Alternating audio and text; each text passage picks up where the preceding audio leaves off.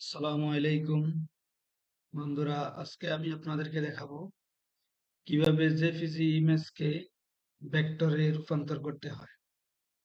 চলুন দেখে নেওয়া যাক। এটি একটি জেপিজি ইমেজ, ইন্টেল লোগো।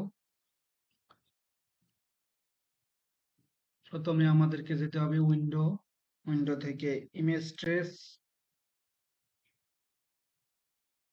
দেখুন, স্ট্রেস থেকে প্রিসেট আমরা সিলেক্ট করে দিব স্কেচ আউট।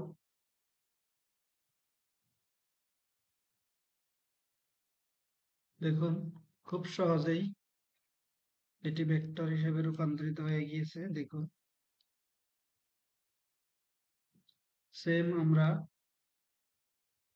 এটি একটি ইমেজ, এটাও আমরা একইভাবে কাজ করতে পারি। দেখুন, স্কেচ আউট। দেখুন, কয়েক সেকেন্ডের মধ্যে হয়ে গিয়েছে। একইভাবে আমরা এটি একটি ইমেজ, এটি আমরা করতে পারি। দেখুন,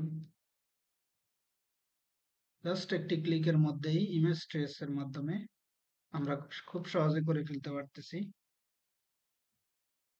দেখুন, এটি একটি কার ইমেজ।